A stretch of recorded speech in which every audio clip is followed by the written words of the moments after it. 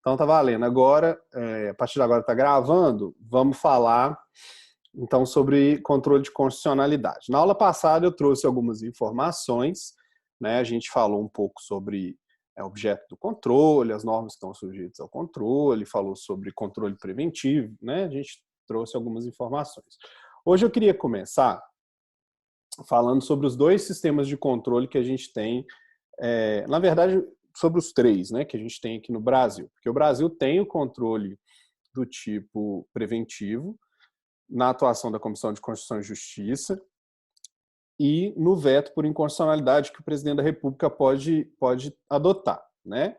Então, o Brasil, a gente vai dizer que o Brasil tem um sistema misto de controle de constitucionalidade. Por quê? Porque a gente tem o controle preventivo, a gente tem o controle repressivo, e dentro do controle repressivo nós vamos ter o sistema difuso e o sistema concentrado de controle. Ok? Então, o Brasil é conhecido no sistema, no direito comparado, como um sistema de controle misto de constitucionalidade. Temos controle concentrado, temos controle incidental, temos controle preventivo, temos controle repressivo. Então, só repetindo, como é que funciona o sistema de controle de constitucionalidade no nosso país? Primeiro, pelo controle preventivo. Isso, repressivo é sinônimo de sucessivo. O controle preventivo é o controle que é feito através da Comissão de Constituição e Justiça e através do veto do presidente da República, ou chefe do Poder Executivo, o veto por inconstitucionalidade, né? Lembrando que o veto pode ser feito ou por inconstitucionalidade ou por descumprimento de interesse público, né? O veto por descumprimento de interesse público é conhecido como veto político, não é o caso, então, de controle. O veto do controle de constitucionalidade é o veto jurídico, quando o presidente argumenta a razão do veto em torno da inconstitucionalidade da proposta. Tá? Então, controle preventivo no Brasil. Para quem teve a oportunidade de dar uma olhada, lá na minha dissertação de mestrado, que depois virou um livro, né, chamado Controle do Processo Legislativo, eu trabalho esse controle preventivo nas suas mais diversas possibilidades. Né? Então, fica a dica aí para quem quiser depois entender melhor o controle preventivo. Eu comento esse controle lá no livro e na dissertação de mestrado, todo mundo tem acesso a ela via Biblioteca de Teses e Dissertações da PUC. Bom, hoje eu quero falar do controle repressivo ou sucessivo. Esse controle ele acontece depois que a lei já entrou em vigor. Tá? Então, nós estamos falando de uma lei em vigor, de uma lei que é posterior à Constituição de 88, né? Lembrando que se a lei for anterior à Constituição de 88, não é o caso de declarar a inconstitucionalidade ou constitucionalidade da lei, mas declarar se ela foi ou não foi recepcionada. Então, para aquelas normas que estão em vigor, né? Ou seja, já foram publicadas, já estão valendo, nós vamos falar em controle de constitucionalidade sucessivo ou repressivo. Esse controle ele surge lá na decisão do caso Marbury versus Madison, né, que também já foi falado com vocês. O Brasil inicia o sistema de controle de constitucionalidade com a Constituição de 1891. Então, o controle de constitucionalidade no Brasil, ele vem lá da Constituição de 1891, que admitiu o controle que a gente chama de controle incidental ou controle difuso. Então, o primeiro sistema de controle de constitucionalidade no Brasil é o sistema de controle difuso, é o sistema de controle de constitucionalidade que começa lá na Constituição de 1891, quando um juiz ou tribunal, qualquer juiz ou qualquer tribunal, na análise de um caso concreto, entendendo que o caso passa pela aplicação de uma norma que é contrária à Constituição, ele pode, aliás, ele deve declarar a inconstitucionalidade dessa lei. Tá? Então, deu problema no áudio aí? De vez em quando a internet dá aquela oscilada, pode ser isso, tá? A tendência é ela melhorar. Tá, beleza. Então, normalmente ela pode dar umas osciladas, sim, vocês fiquem atentos aí, vão me avisando. Então, voltando um pouquinho. O sistema de controle difuso é o sistema que inicia a história do controle de constitucionalidade no Brasil, com a Constituição de 1891, que é a Constituição que criou o Supremo Tribunal Federal, né? Também o Supremo ele surge ali em 1891. E esse sistema de controle difuso de constitucionalidade, como é que ele funciona? Digamos que chega lá para o julgamento de um determinado juiz uma causa envolvendo uma disputa possessória. Tá? Então, tem duas partes disputando a posse legítima de um terreno.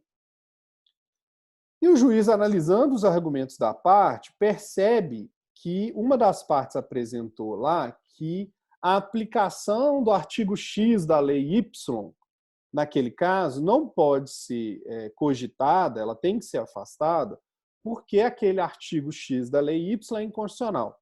E ele vai trazer os argumentos lá pela inconstitucionalidade. No controle difuso, o juiz tem que resolver o caso, não é? Ele tem que resolver quem é que tem ou não tem direito à posse do terreno. Para resolver o caso, ele tem que decidir se ele pode aplicar aquela norma ou não.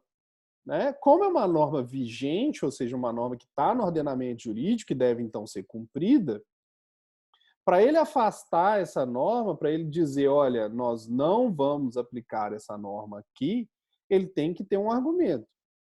Né? Ou a norma não se aplica ao caso, porque não é o caso de aplicar a norma, ou a norma se aplica ao caso, mas eu não vou aplicar porque ela é inconstitucional. E aí ele vai dizer por que ela é inconstitucional. Então percebam que, incidentalmente, houve a declaração de inconstitucionalidade da norma. Né? Então, quer dizer, não era o objetivo do processo declarar a inconstitucionalidade. O objetivo do processo era julgar quem tem direito à posse do terreno.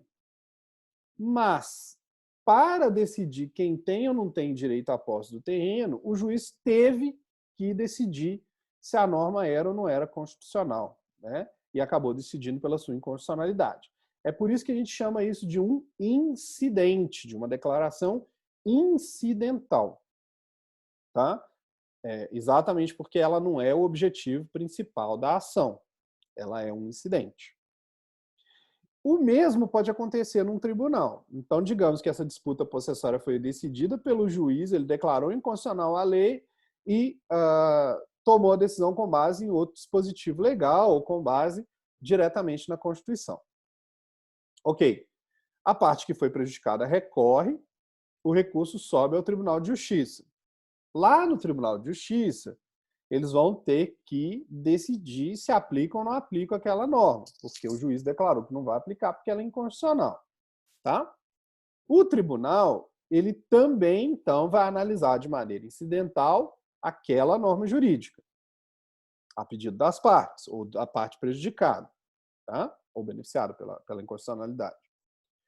Só que chega no tribunal, vocês vão lembrar, nós vamos aplicar o artigo 97 da Constituição Federal. O que diz o artigo 97? Que nos tribunais, a declaração de inconstitucionalidade tem que ser feita pelo seu pleno ou, se tiver, pelo seu órgão especial. Então, o tribunal, analisando o processo de posse, o processo de família, um processo de falência, qualquer processo, lá no tribunal ele é decidido por uma turma. Não sei se vocês já tiveram essa experiência nos tribunais, como estágio, né? Quando um tribunal vai decidir uma causa, quem decide a causa que chega no tribunal, em regra, é uma turma julgadora, que é composta de 3 desembargadores. Na hora de decidir inconstitucionalidade, esses 3 desembargadores são impedidos de decidir, porque o artigo 97 fala que quem decide inconstitucionalidade em tribunal é o órgão especial ou o tribunal pleno. Tá? Então, o que vai acontecer lá no tribunal? Ele vai paralisar o processo, vai encaminhar os autos para o órgão especial, se lá já existiu o órgão especial, ou para o tribunal pleno, se for o caso, né, de não ter o órgão especial. E aí, o tribunal pleno é que vai tomar a decisão de declarar a lei inconstitucional ou não. Aí, essa decisão do tribunal pleno ou do órgão especial é a que vai ter que ser cumprida pela turma. O processo volta lá para a turma e a turma vai julgar o caso, se a posse é de alguém ou de um ou do outro. Tá? Então, vai decidir se o juiz estava correto e mantém a sentença ou se a decisão do juiz tem que ser revista. E aí ele vai modificar a decisão. Tá? Então, quem decidiu se era inconstitucional ou não foi o órgão pleno, que vai tratar só desse assunto. Incidentalmente, né? Porque quando a turma paralisa o processo e fala assim, olha, tem esse caso de inconstitucionalidade para decidir. Então, ele vai criar o incidente, pelo artigo 97, o incidente vai ser decidido pelo órgão especial ou pelo tribunal pleno, tá? E aí, decidido o incidente, volta para a turma para julgar o caso concreto.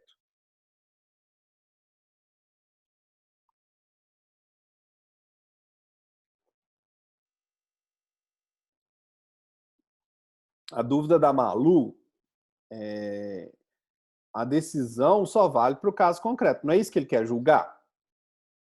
Né? Então, quer dizer, eu preciso decidir se a posse é de A ou se a posse é de B. É isso que eu tenho que decidir no processo. Ele começou por causa disso, ele está instaurado por causa disso, o juiz tem que decidir essa questão. Só que A arguiu a seu favor que a lei não pode ser aplicada naquele caso porque ela é inconstitucional. Aí o juiz concorda com A, fala assim, realmente, a lei é inconstitucional, então não vou aplicar, você tem direito à posse. Entendeu? Decidiu o caso. E a minha decisão só vale para aquele caso. Né? Vale para o processo que eu estou julgando. A mesma coisa quando chega no tribunal. Né? O tribunal, ele também vai decidir o caso concreto. Ele tem que decidir se a posse pertence a A ou se a posse pertence a B. Tá? E aí, dependendo do que o tribunal decidir de inconstitucionalidade, é que ele vai poder decidir se a posse é de A ou se a posse é de B. Tá? Então, é um incidente que só vai valer para aquele processo. Então, percebam que o juiz decidiu, o tribunal decidiu e a parte prejudicada ainda pode recorrer. Ela pode ir para o STJ, ela pode ir para o STF. Se ela for para o STJ, não tem discussão de constitucionalidade, né? Porque o STJ não é um tribunal competente para discutir constitucionalidade. Mas ela pode recorrer para o Supremo, dizendo assim, olha, o Tribunal de Minas Gerais falou que essa lei é inconstitucional. O Supremo Tribunal Federal tem que se pronunciar sobre isso. Aí sobe o processo para o Supremo. E o controle difuso chegou lá na Corte Constitucional do Brasil. Entenderam? Então, o controle difuso só chega ao Supremo Tribunal Federal através de um recurso. Depois que o processo já foi decidido por um juiz, depois que o processo já foi decidido por um tribunal. Aí a gente recorre ao Supremo. Só que para que esse processo chegue ao Supremo Tribunal Federal, os requisitos são mais restritos, porque senão tudo ia chegar para o Supremo Tribunal Federal. Toda vez que um tribunal declarasse a inconstitucionalidade de uma lei, o processo chegava no Supremo, porque discutiu constitucionalidade. Então, existe um negócio chamado jurisprudência defensiva, tá? Que é a criação de filtros cada vez mais finos com o objetivo de diminuir o número de processos que chega nos tribunais superiores, principalmente no Supremo Tribunal Federal. Então, para que uma decisão de Tribunal de Justiça chegue até o Supremo Tribunal Federal, é necessário ultrapassar mais filtros, tá? Porque a decisão do juiz que chega no tribunal, essa decisão aí, ela tem que ser revista pelo princípio do duplo grau de jurisdição, né? Então, toda decisão de primeira instância pode ser analisada, revista por um tribunal superior, né? Por um tribunal de justiça.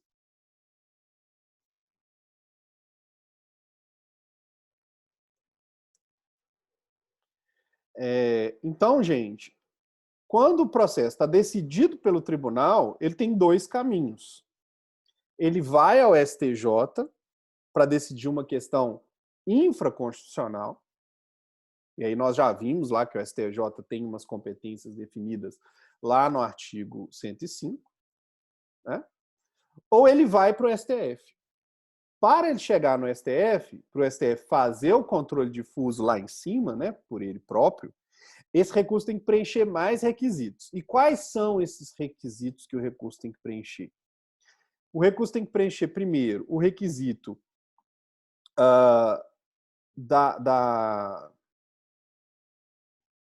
Ai, gente, deu um branquinho aqui, peraí.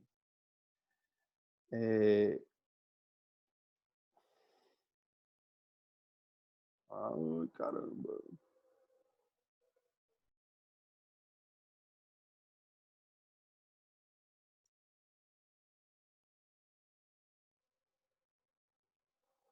Da repercussão geral, esse nome que estava me dando branco aqui. Tem que preencher o requisito da repercussão geral. O que é repercussão geral? Para que o Supremo analise um processo de controle difuso, além dele já ter sido decidido por um juiz e por um tribunal, ou pelo menos por um tribunal, porque tem processos que não passam pelo juiz, né, começam direto lá no tribunal, a parte recorrente tem que demonstrar que a decisão daquele caso é importante a ponto de repercutir em outros processos Brasil afora. Tá? Isso se chama repercussão geral. Então eu tenho que demonstrar para o Supremo, olha só, Supremo, julga o meu caso aqui, porque a declaração de inconstitucionalidade pelo Tribunal de Justiça aqui do Goiás repercute em outros casos parecidos com o meu, que estão tramitando em Goiás, estão tramitando em São Paulo, estão tramitando no Distrito Federal, estão tramitando no Mato Grosso. Ou seja, há uma repercussão maior do que só na minha decisão. Tá? Então, o que eu quero mostrar para vocês é que o Supremo tem filtros maiores, mais finos para os recursos, para evitar que muitos recursos cheguem ao Supremo. Tá? Então, o processo foi decidido no juiz de primeira instância, a decisão do juiz de primeira instância foi objeto de recurso, o recurso foi analisado por um tribunal superior, pelo Tribunal de Justiça ou pelo Tribunal Federal, se for o caso, e o tribunal também analisou a constitucionalidade, ou seja, foi para o órgão especial, foi para o tribunal pleno, e a inconstitucionalidade foi declarada ou não. De uma maneira ou de outra, foi analisada a constitucionalidade ou inconstitucionalidade da lei pelo tribunal. Aí eu demonstro para o Supremo, olha aí, isso chama pré-questionamento.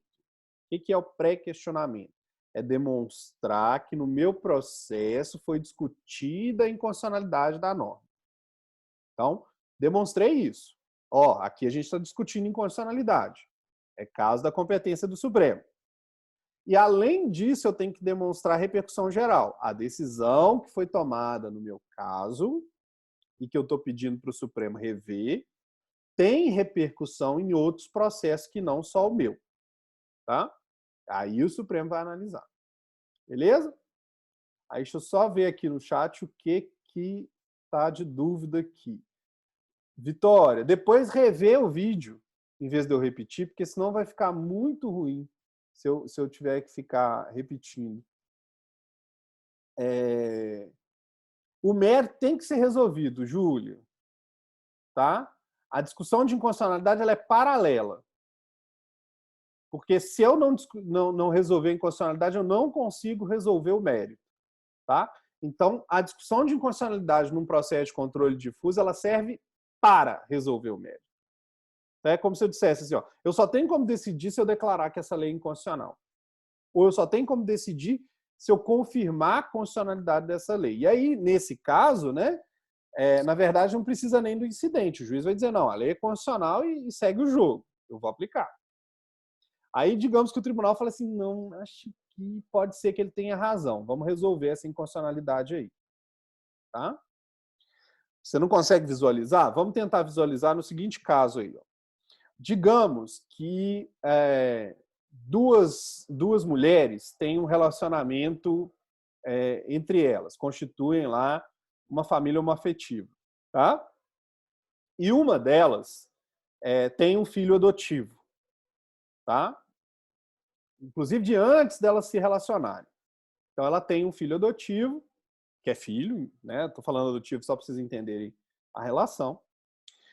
E elas moram juntas já há um bom tempo, elas criam esse filho como se ambas mães fossem, né?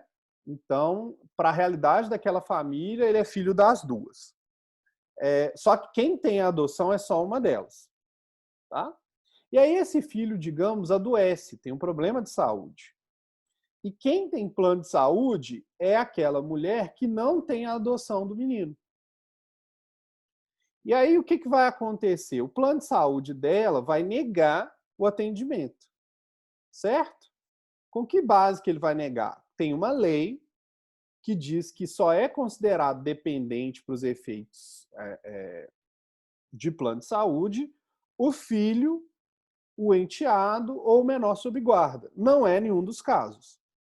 Né?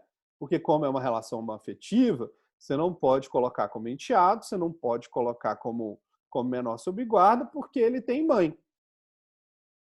E ela, a outra companheira, que é a mãe adotiva. Tá certo? Aí, o que eles vão fazer? As duas mulheres vão entrar na justiça contra a operadora do plano de saúde, dizendo que, apesar de apenas a companheira A ser mãe adotiva do filho, a companheira B, que vive em situação análoga ao casamento com a outra companheira, também tem uma relação de mãe e filho com a criança. Tá? E que essa lei é inconstitucional porque discrimina a relação homoafetiva de uma relação heteroafetiva. Tá? E aí o juiz tem que decidir esse caso, falando assim, olha, eu vou aplicar a lei e não garantir a cobertura do plano de saúde para essa criança? Ou eu vou dizer que a lei é inconstitucional porque ela cria uma discriminação ilícita? Para decidir o caso concreto, que é a criança vai ou não vai ser atendida pelo plano de saúde da companheira, da mãe, ele vai ter que decidir se aplica a lei que fala que não, ou se ele afasta a lei dizendo que ela é inconstitucional e determina a aplicação. Deu para entender, Júlio? Então, o que ele está decidindo? O caso. E aí, para decidir o caso, ele tem que decidir uma questão de inconstitucionalidade. É essa a ideia do controle incidental. Tá? E isso vai acontecer no tribunal e até no Supremo. Só que para que aconteça no Supremo, tem que demonstrar que o caso daquelas duas ali vai repercutir em outros casos de mães ou pais que estão em união homoafetiva e que estão passando pelo mesmo problema. Ou seja, não é um problema localizado de uma situação só, o que o Dworkin chamaria de easy case. É um hard case. Né? É um caso que vai ter repercussão no Brasil inteiro. Beleza? Que bom que deu para entender, então. Depende, Mariana, a sua pergunta é para qual tribunal que vai a inconstitucionalidade? Para o tribunal competente. Né? Se for um juiz de direito, o juiz ali do Fórum Lafayette, o juiz aqui do Fórum da Raja, um juiz de direito estadual, é o Tribunal de Justiça que vai julgar. Tá? E aí o recurso do Tribunal de Justiça pode chegar para o Supremo. Então, Juiz de Direito, Tribunal de Justiça, Supremo Tribunal Federal. Lembra da organização judiciária lá das aulas anteriores? Se for um juiz federal, então o processo vai do juiz federal para o Tribunal Regional Federal para o Supremo Tribunal Federal.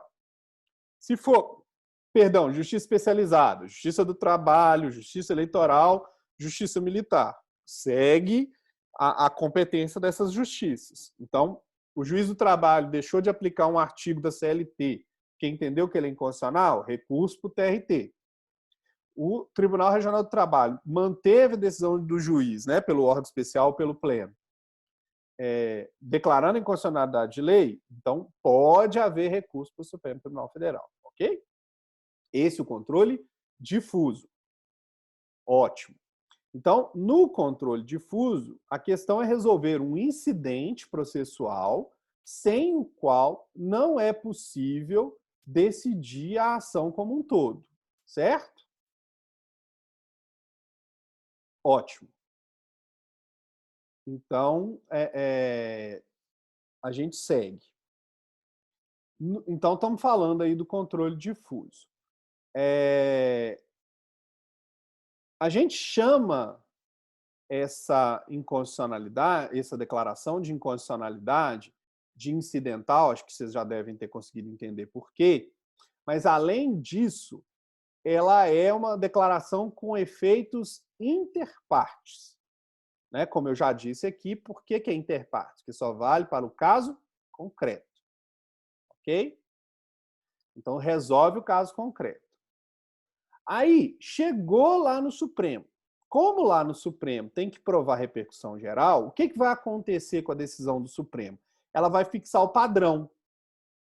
Então, todos os processos semelhantes àquele que levou até a decisão do Supremo vão ser decididos nos mesmos termos. Então, na prática, aquela decisão de caso concreto, ela repercute em outros casos.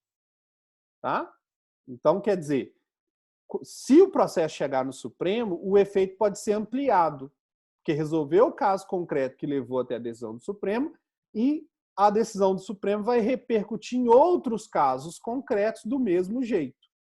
Certo? Então, segue aí a mesma toada, digamos assim. Tá? Isso, então, vai levar a uma ampliação do efeito interpartes. Se o processo morrer na primeira instância, só teve efeito para as partes. Se o processo morrer no tribunal, só teve efeito para as partes. Se o processo chegar ao Supremo, aí amplia com a decisão do Supremo, seja pela inconstitucionalidade, seja pela constitucionalidade da lei. O Supremo fixa o padrão. Então, todos os juízes, todos os tribunais que têm casos semelhantes passam a ser obrigados a decidir na mesma linha que decidiu o Supremo, por causa dessa ampliação de efeitos. Tá? Tem uma outra possibilidade, que é o artigo 52, inciso 10 da Constituição. O artigo 52, inciso 10, diz que, caso o Supremo chegue a decidir um caso concreto de controle difuso, né, o Senado ele vai poder ampliar esse controle suspendendo a execução da lei declarada inconstitucional. Então, quer dizer, além de poder ampliar os efeitos de uma decisão tomada pelo Supremo no controle difuso, levando essa decisão a atingir outros casos, requisito 1, Júlia, é o pré-questionamento. Requisito 2,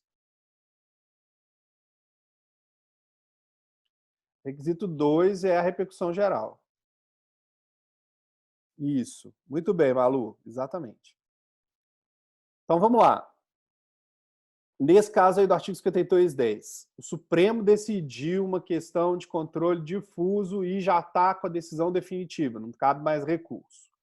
O Senado vai ser comunicado pelo Supremo.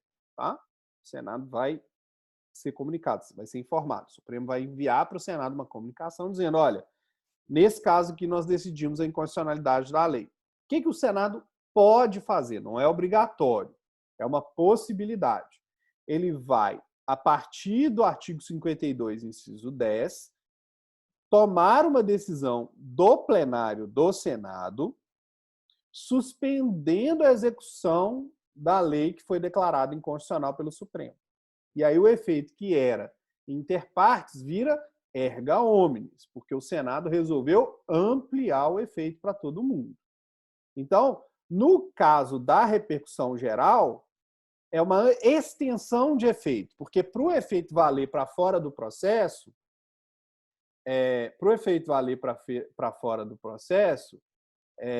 eu tenho que estar com o processo na justiça. Tá? Então, digamos, o caso que foi decidido lá das duas companheiras é o mesmo caso de duas outras companheiras que também têm uma ação na justiça lá no Maranhão. Então, estendeu os efeitos para elas. Ok? Mas a lei continua valendo e a operadora de plano de saúde continua negando, porque é mais fácil para ela esperar que as pessoas entrem com a ação judicial, porque um monte de gente não vai entrar. Né? E ela ganha aí no volume, certo? E aí o que o Senado pode fazer? Tendo em vista que o Supremo já declarou inconstitucionalidade, o Senado vira e fala assim, tendo em vista que o Supremo declarou inconstitucionalidade, o Senado determina a suspensão da lei. Ou seja, a operadora já não vai mais poder negar o atendimento com base naquela lei, porque os efeitos daquela lei estão suspensos por determinação do Senado.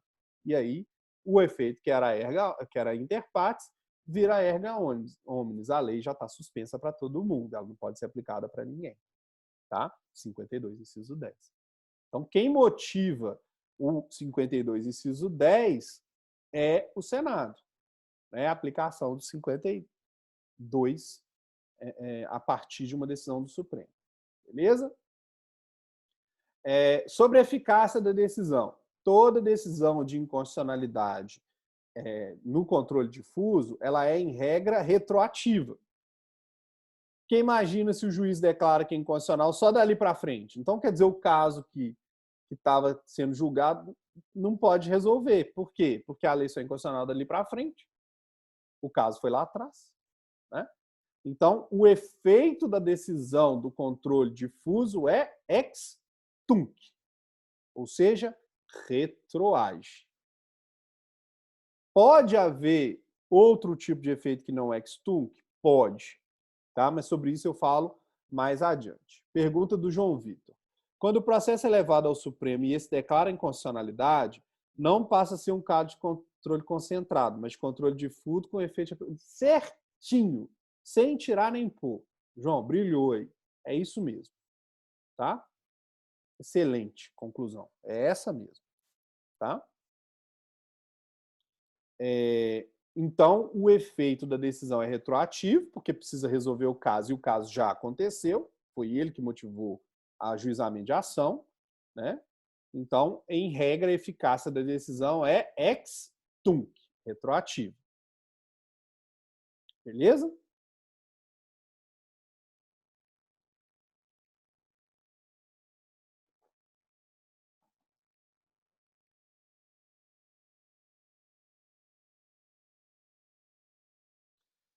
Então, vamos falar agora do controle concentrado. Ô, Malu, depois você revê o vídeo, eu vou deixar lá no YouTube, e se der eu subo para o Canvas também, tá? Ok. Na parte mais importante é a aula toda. Vamos falar então do controle difuso. Quem provoca o Senado é o próprio Supremo, Júlia. Não, a minha também tá bem ruinzinha, Júlia. Não é, Malu, não é só a sua, não. As internets estão todas ruins. Tá? Acho que é o excesso de uso, né? Tá todo mundo usando e acaba que fica ruim para todo mundo. Não fica triste, não, porque eu também estou com muita dificuldade aqui. Ontem, por exemplo, eu passei a tarde tentando a tarde toda tentando acessar o SGA e acessava, caía, acessava. Estava muito difícil. Mas voltando aqui então. Fechamos então o controle difuso. Tá? Origem lá no Marbury versus Madison, entrada no Brasil na Constituição de 1891. É um sistema incidental porque ele só vai decidir a inconstitucionalidade para que seja resolvido um caso concreto, né, o mérito de outra questão. Né? Tem que aplicar o artigo 97 quando a causa chegar num tribunal. O Supremo é um tribunal, então até mesmo o Supremo, a decisão tem que ser de plenário. Né? Então, as informações... E o efeito é ex tunc, em regra. interpartes, porque só resolve o caso concreto, e pode ser estendido no Supremo pela repercussão geral. Tá certo? Então, resumo de controle difuso, vocês pegam aquele roteirinho que eu passei para vocês, lá tem. Além disso, eu vou passar um texto também lá no SGA para vocês fazerem a revisão de matéria, ok? Vamos falar de controle concentrado agora.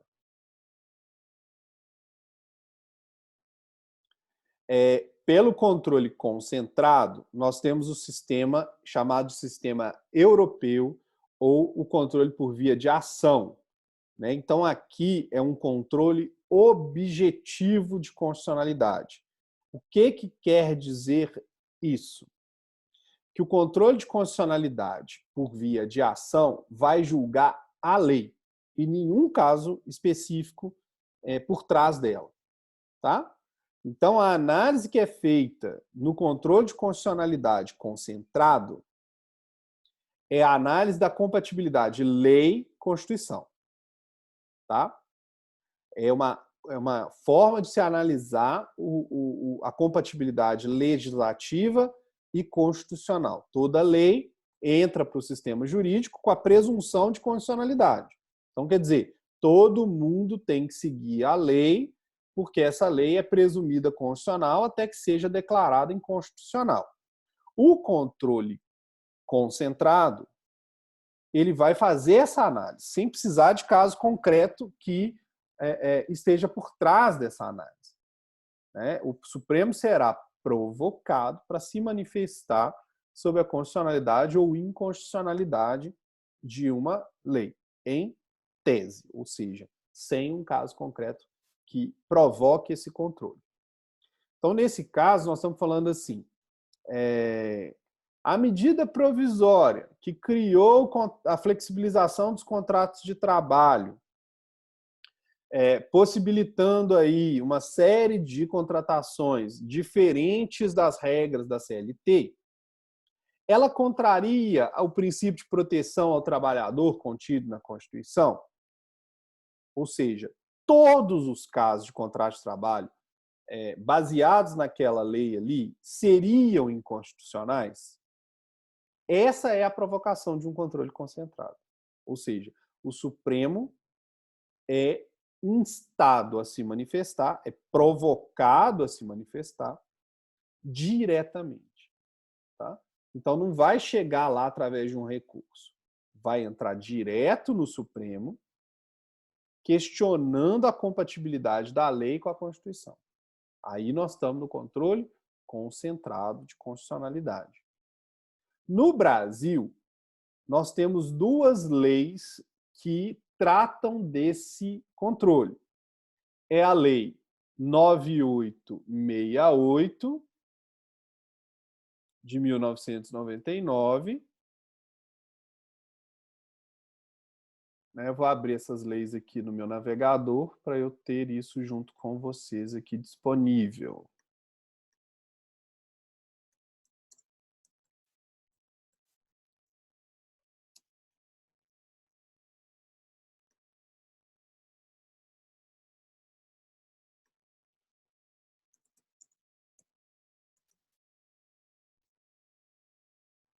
E a Lei 9882. Deixa eu digitar ela aqui para todo mundo também.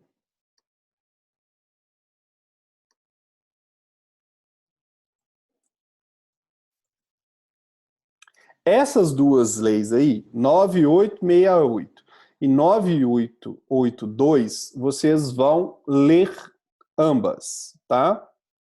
E aí, eu vou postar aqui, ó, tem um link que, além dos artigos da lei, traz a jurisprudência do Supremo sobre o artigo. E tem uma versão dela em PDF. Tá? Então, vocês conseguem consultar tanto em HTML quanto em PDF. Deixa eu abrir a outra aqui.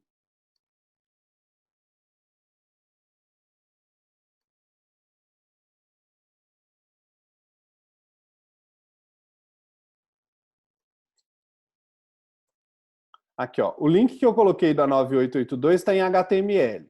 O link que eu coloquei da 9868 está em PDF. Tem as duas dos dois jeitos. Se prefere acessar em HTML, tem ela em HTML. Se prefere acessar em PDF, tem ela em PDF, tá? Qual que é a minha dica de estudo? Vocês vão, primeiro, ler a lei seca, ler os artigos da lei, tá? Devagarzinho, com calma. Não precisa, agora, tá? Analisar a questão de liminar, questões muito procedimentais. Eu quero que vocês entendam o coração da lei, tá? E aí depois vocês vão lá na lei comentada para analisar a interpretação do Supremo em cima dos artigos da lei. Beleza? Então, o que acontece com essas leis?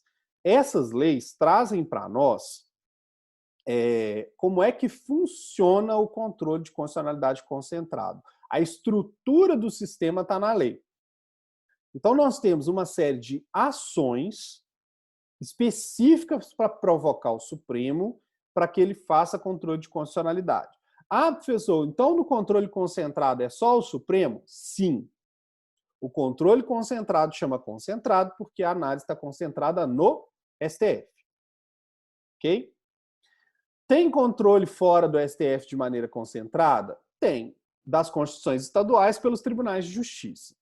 Então, o Tribunal de Justiça, ele acaba virando uma Suprema Corte Estadual. Né?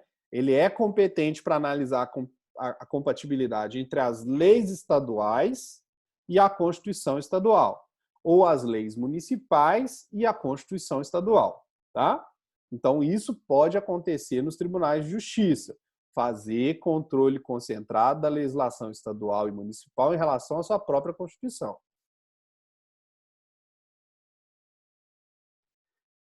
Então, vamos lá. Eu vou responder a sua pergunta já, Vitória. Vamos analisando as leis como eu tinha comentado no início.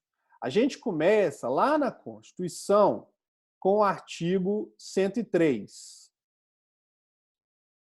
Para quê? Para saber quem é que pode provocar o Supremo, ou seja, entrar com a ação. Quem é que pode entrar com a ação? O presidente da República, a mesa do Senado, a mesa da Câmara, a mesa de uma Assembleia Legislativa ou da Câmara Legislativa do Distrito Federal, o governador de Estado ou o governador do Distrito Federal, o Procurador-Geral da República, o Conselho Federal da OAB, um partido político que tenha representação no Congresso e uma confederação sindical ou entidade de classe de âmbito nacional. Então, tem 9 possíveis autores da ação, né? 9 possíveis ajuizadores de uma ação dessas aí do artigo 103. Tá? O artigo 103 fala de 2 ações, olha aí. Podem propor aquela que a gente chama de ADI, ação direta de inconstitucionalidade, ou aquela que a gente chama de ADC, ação declaratória de constitucionalidade. Então, quando vocês estiverem lendo a lei, cuidado, porque a lei tem um dispositivo, deixa eu abrir aqui de novo, na lei 9868, vocês vão acessar a lei e ver aqui no seu artigo 2º, que ela é mais restritiva quando fala da ADC. 2º? Não, 3º. A gente ter aberto ela seca, era mais fácil. Não, artigo 2º mesmo. Deixa eu abrir ela seca aqui para não... Vai ficar mais fácil de mostrar para vocês. Ó. Percebam que o artigo 2º, ele, da Lei 9868, ele repete o artigo 103 da Constituição. Até aí tudo bem. Tá? Então, não tem nenhum problema. Quando a gente vai para a ação declaratória de constitucionalidade, que está lá no artigo 13, o artigo 13 é mais restritivo do que o artigo 103. O que prevalece? O artigo 103 da Constituição. Então, tanto a ADI, ação direta de inconstitucionalidade, Quanto à ADC, a legitimidade para entrar com a ação, que a gente chama de legitimidade ativa, é aquela prevista no artigo 103. Por que que é assim e por que que eu não posso aplicar o artigo 13 da Lei 9868 para a ADC? Primeiro, porque ele é contrário ao artigo 103. Então, a resposta é fácil. Se o artigo 103 da Constituição fala que pode entrar com a ADC os mesmos 9 que podem entrar com a ADI, se a lei fala diferente, a lei está errada. Pronto, acabou, acabou. Né? A lei é inconstitucional no ponto em que ela destoa da Constituição. Agora, a resposta que traz o conteúdo lógico é a seguinte.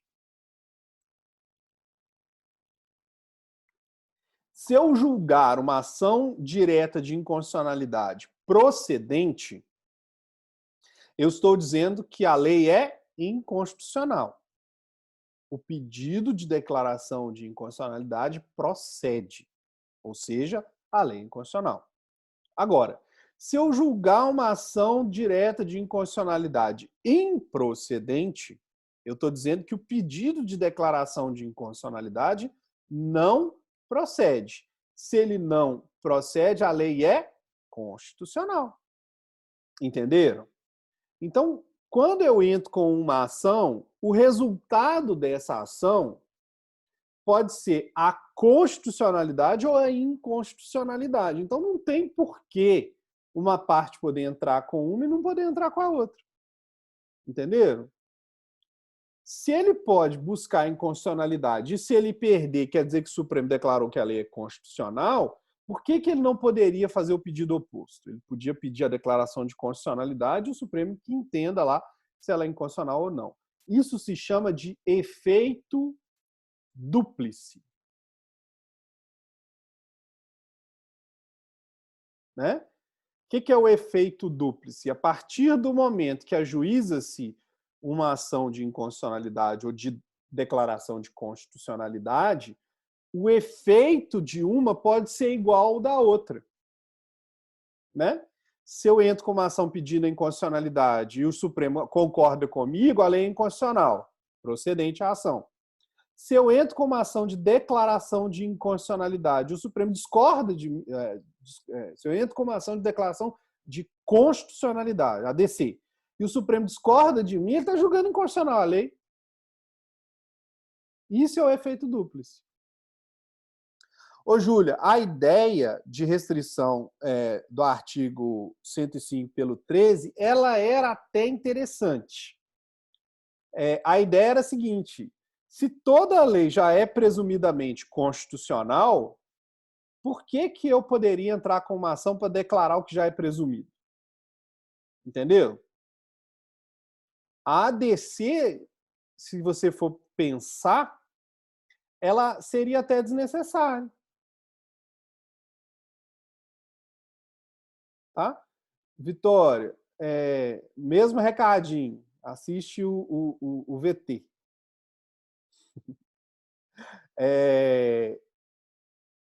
Para que existe, então? Boa pergunta, Gabi. Por que teve se criar uma ADC? Né? Se vocês forem olhar lá a Constituição, até 2004 não existia. O artigo 103 ele foi alterado em 2004. Para que o artigo 103 foi alterado em 2004? Para criar, entre outras coisas, a ADC. Porque qual que era o previsto na ADC? Qual que era a ideia da ADC? 103. Desculpa, tá, gente, se eu falei outro número aí. Nós estamos falando do artigo 103.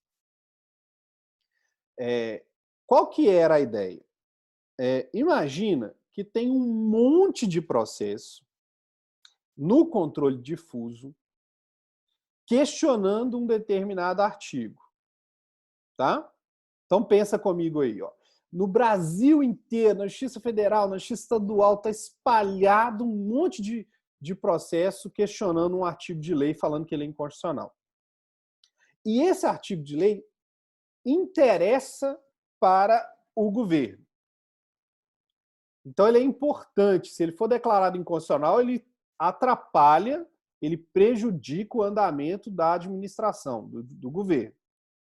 Então, não seria mais fácil o governo chamar o Supremo e falar assim: Supremo, declara de uma vez por todas que esse caso é de constitucionalidade e mata esses processos todos no Brasil, em vez de eu ter que ficar matando um por um?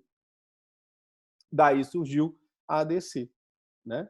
Dessa necessidade de matar um tanto de processo de uma vez, com uma declaração do Supremo, falando assim: ó, a lei é constitucional, pode parar de questionar aí embaixo. Então, foi para isso que surgiu a ADC. Né? Naquela época, em 2004, na verdade, eu acho não, tenho certeza, a ADC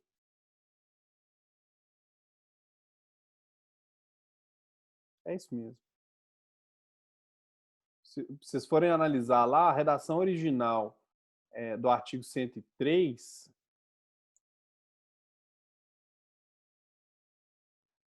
a redação original do artigo 103 era podem, facilita demais. A redação original do caput do artigo 103 era podem propor a ação de inconstitucionalidade. Né? E aí eu falei 2004, mas foi antes, tá, gente? A ADC ela foi criada em 93. Tá? Senão nem faria sentido a lei ser de 99, né, gente? A criação da ADC foi em 1993. Deixa eu ver o número da emenda aqui.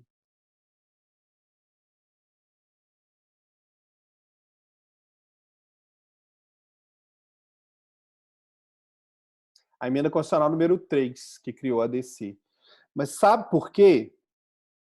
Lembra que em 93, a maioria de vocês não devia ser nem nascido, mas em 93 era o período das privatizações. Aí o que acontecia? Os sindicatos, as associações, um monte de gente que era contra as privatizações entrava com ações na justiça comum para impedir os leilões de privatização. Né? E o governo acabou resolvendo tudo, criando a ADC. Aí o Supremo declarava lá em cima e todo mundo passava a cumprir. Né? Só que a ideia era, quem pode entrar com a ADC é menos gente, para evitar um excesso de provocação do Supremo.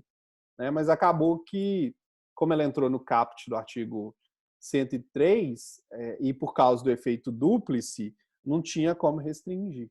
Então, a letra do artigo 13 da 9868, ela acabou sendo uma letra morta, né? Vale o artigo 103 da Constituição. Pergunta da Júlia aqui. Se a ADC é nova na Constituição, parece que o artigo 13 não é de todo errado por restringir quem pode propor. Não, Júlia, eu até entendo, eu acabei de tentar explicar isso. Tem lógica você restringir. Né? Tem lógica. Só que não dá para fazer vista grossa para o efeito dúplice. Né? Se uma ADI pode ter o efeito de uma ADC, por que eu vou restringir? Então já não fazia sentido lá atrás. Tá? Então fica aí esclarecido. Tá? A ADC entrou para a Constituição em 93, mas apesar da lei tentar restringir, o próprio Supremo já é pacífico em entender que prevalece o artigo 103 da Constituição. Perfeito? Então a gente já sabe quem é que pode provocar o Supremo, são esses aí. Como é que a gente guarda isso se você tiver que fazer, talvez, aí um exame que não permita consulta? Os nossos permitem, né? Mas digamos que você vai fazer um concurso, alguma coisa assim. O chefe do Executivo e os chefes do Legislativo, estadual e federal. Né? Então, presidente, mesa do Senado, mesa da Câmara, governador e mesa de Assembleia. Chefe dos poderes executivo, legislativo, federal e estadual. Só aí a gente matou 5 possibilidades. Ó, presidente, governador, chefe do executivo, federal e estadual.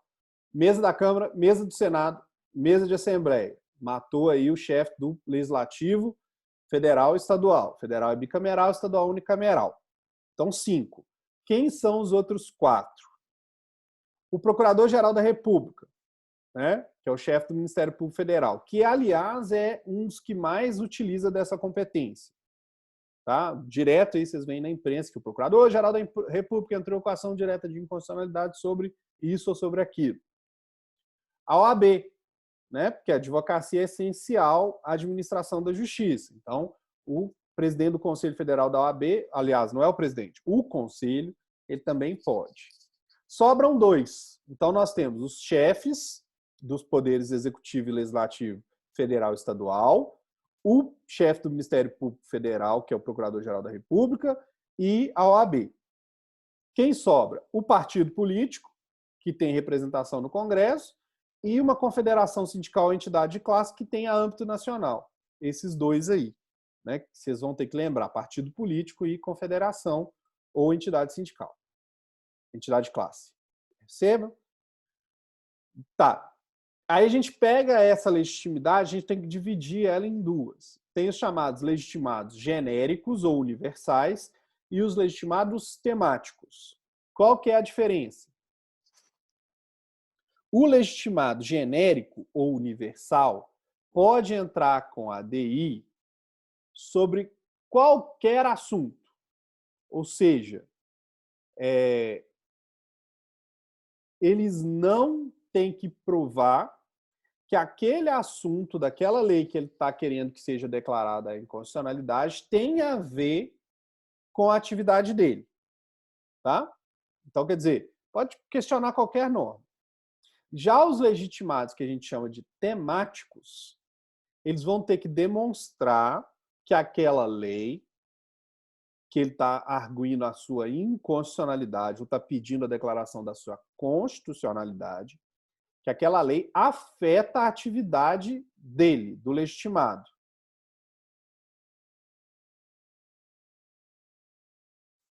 Lembra, Gabi, sempre do efeito dúplice. Tudo que eu falar para a ADI acaba valendo para a ADC. Tá?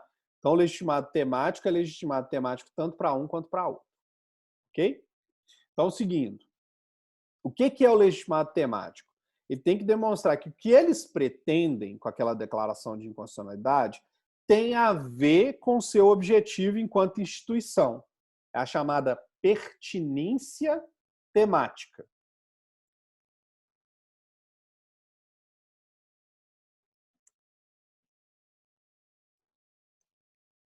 Pertinência temática. Tem acento no A aí do temática que eu esqueci. Tá? Então, o legitimado temático tem que demonstrar, olha, esse caso aqui que eu estou pedindo declaração de inconstitucionalidade, ele afeta a categoria que eu defendo. Então já deu para perceber aí quem que vai ser legitimado temático. Quem é o legitimado temático? A confederação ou entidade de classe de âmbito nacional. Né? Então, por exemplo, a Confederação Nacional dos Transportes tem que demonstrar que a lei que ele quer que a inconstitucionalidade seja declarada afeta o setor de transporte, que é o setor que ele defende. Então, as confederações e as entidades de classe têm que demonstrar pertinência temática. Quem mais? As estaduais, a mesa da Assembleia e o governador do Estado. Tem que demonstrar que aquela lei afeta o Estado deles. Precisa ser lei do Estado deles? Não. Tá? Por exemplo, uma lei de São Paulo que coloca um tributo mais pesado para produtos mineiros pode ter a constitucionalidade questionada tanto por São Paulo quanto por Minas Gerais.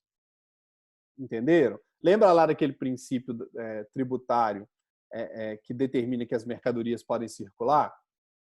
Então, essa lei contrariaria essa norma, essa ideia, né, esse princípio constitucional. Então, ela pode ter a sua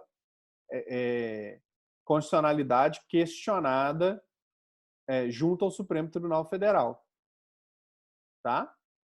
Por um governador de estado envolvido, seja o estado de origem da lei ou não. Em regra, nós vamos ver muito mais os estados de origem das leis questionarem as suas próprias leis do que outros estados, tá? Mas demonstrar que o estado é afetado, o governador vai poder ajuizar a ação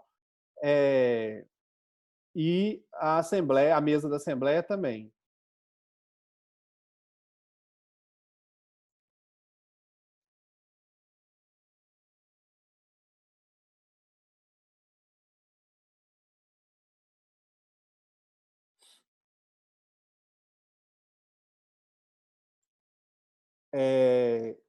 Até aí está compreendido?